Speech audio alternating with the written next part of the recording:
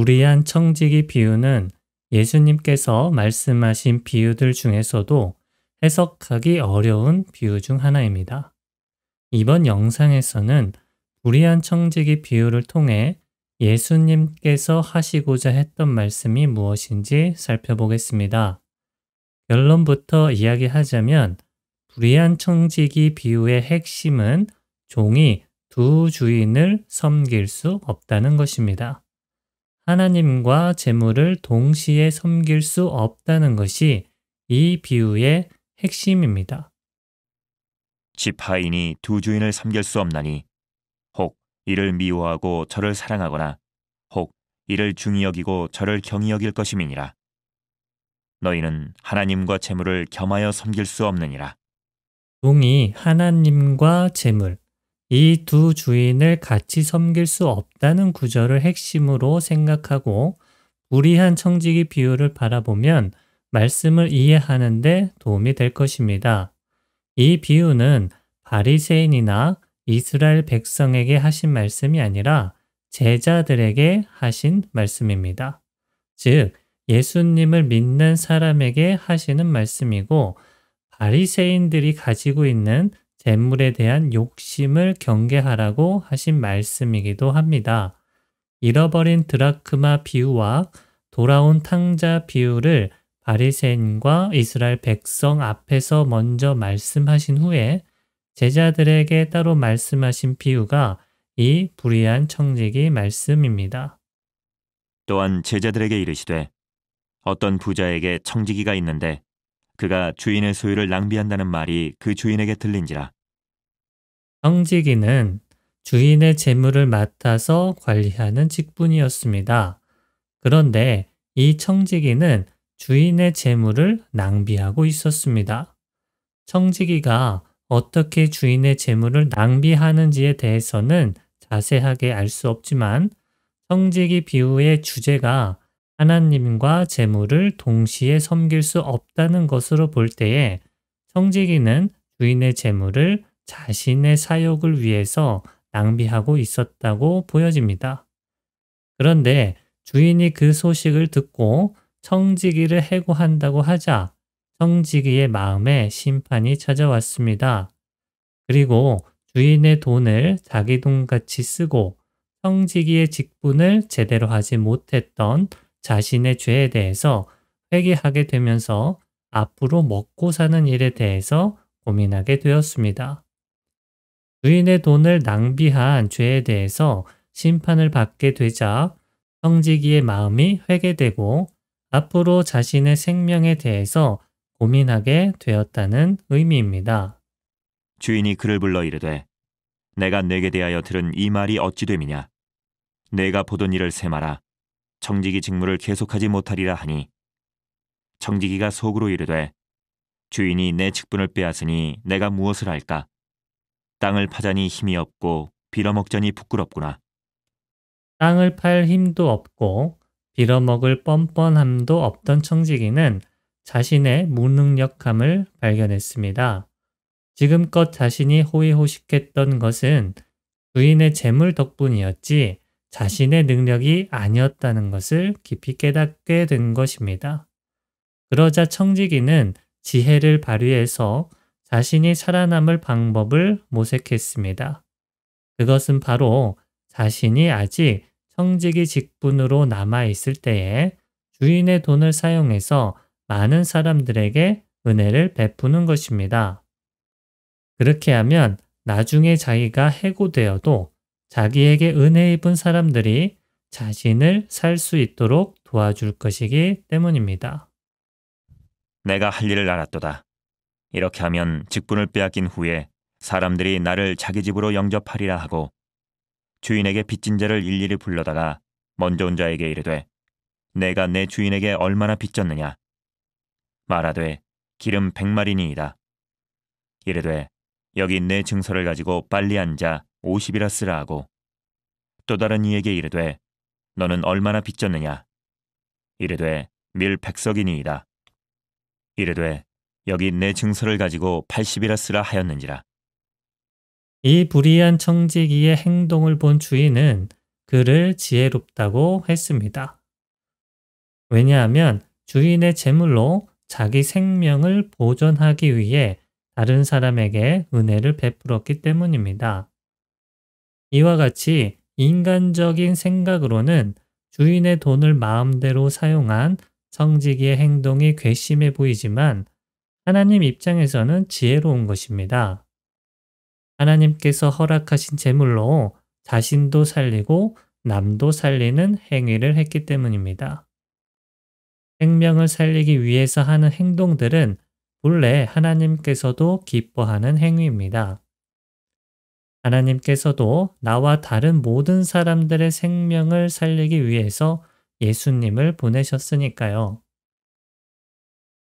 자신의 생명을 구원하기 위해서 예수님을 믿는 것이 지혜로운 행동인 것 같이 자신의 생명을 구원하기 위해서 주인의 재물을 사용한 청지기의 행동은 지혜로운 것입니다. 주인이 이 옳지 않은 청지기가 일을 지혜 있게 하였으므로 칭찬하였으니 이 세대의 아들들이 자기 시대에 있어서는 빛의 아들들보다 더 지혜로움이니라.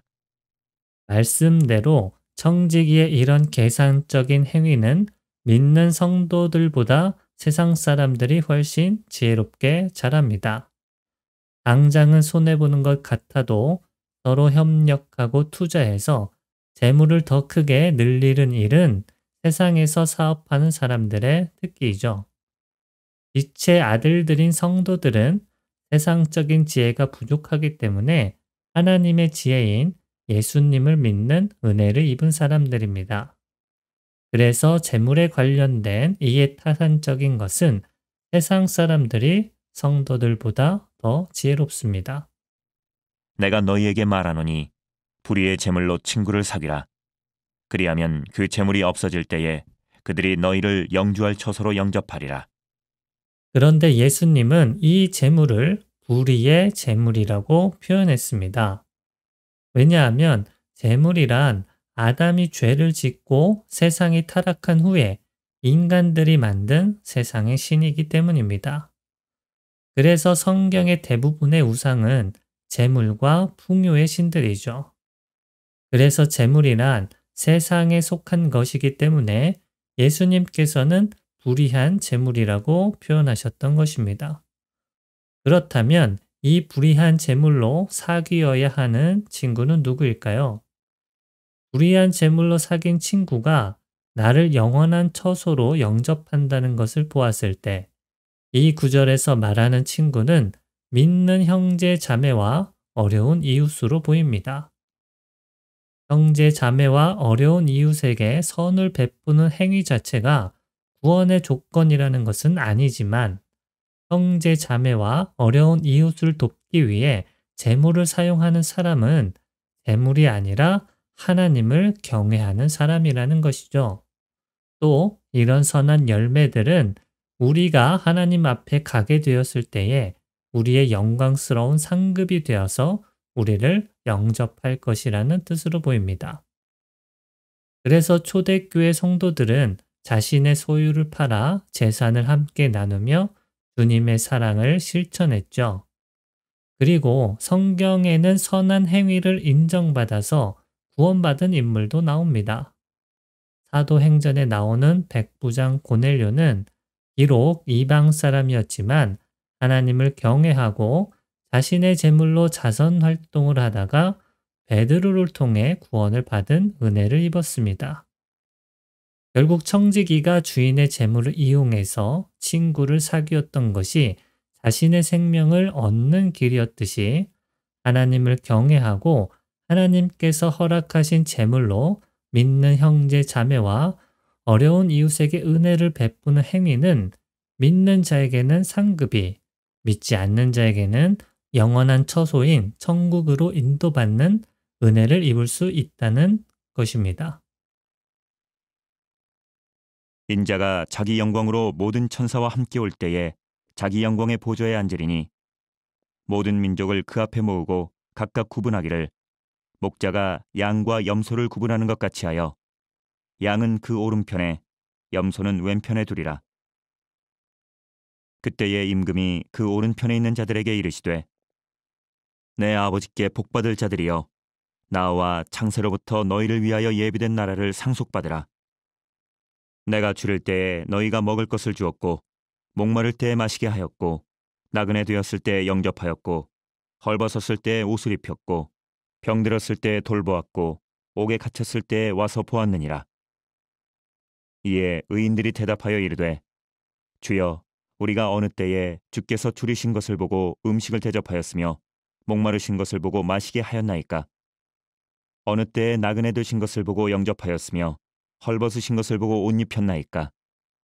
어느 때에 병드신 것이나 옥에 갇히신 것을 보고 가서 배웠나이까 하리니, 임금이 대답하여 이르시되, 내가 진실로 너희에게 이르노니 너희가 여기 내 형제 중에 지극히 작은 자 하나에게 한 것이 곧 내게 한 것이니라 하시고, 내게 주신 하나님의 은혜를 따라 내가 지혜로운 건축자와 같이 터를 닦아두매 다른 이가 그 위에 세우나, 그러나 각각 어떻게 그 위에 세울까를 조심할지니라.